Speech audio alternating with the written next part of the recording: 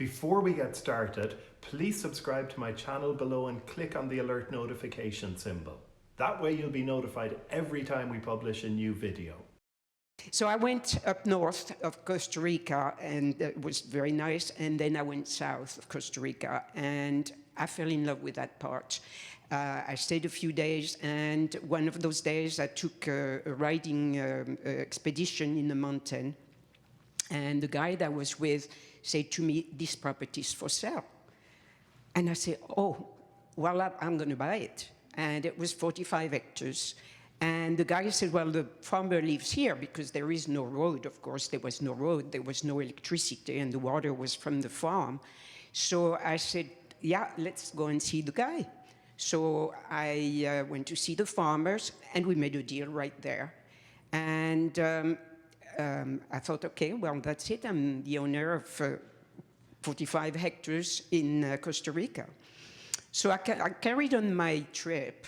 And of course, all the foreigners talk with each other, and people would say to me, what are you doing here? And I just bought 45 hectares and all excited about my new things.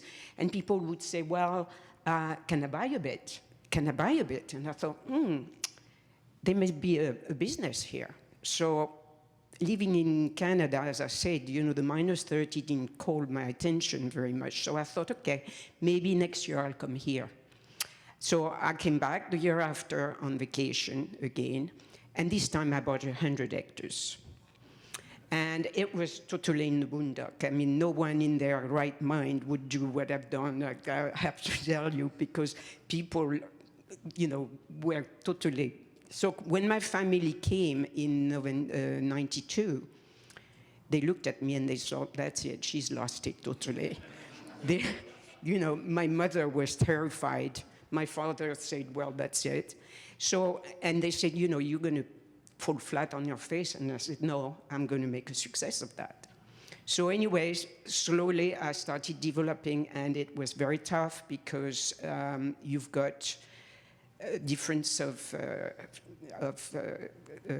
how you call it? There's a big cultural difference. A cultural difference. For a start, it was very hard to get to the southern zone at the time. There weren't any proper roads, and it was an area that was really more agricultural. So nobody was crazy enough like Sylvaine to think, "I'll do a residential community here." Absolutely not. I mean, it was just big farmland, and that was it. So figuring out things like planning and permitting, for example, were tough, and then you probably had an extra hurdle because you were a woman. On top of that, yeah, that was not a help in any ways, because those people are very macho. Women at that time was not part of any business deals. And they looked at me like the little French girl, you know, what is she coming doing here?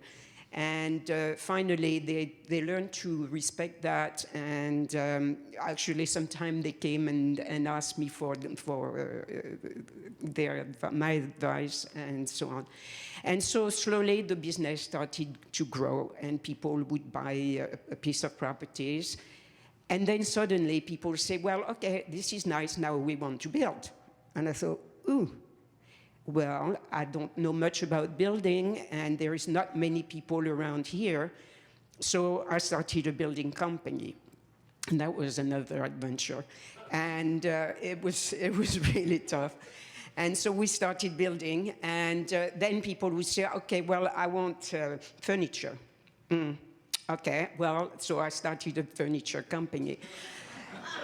And now I'm a complete turnkey operation. I mean, whatever, from landscaping right down to everything I do, because at that time there was not so much choice, so I had to do it.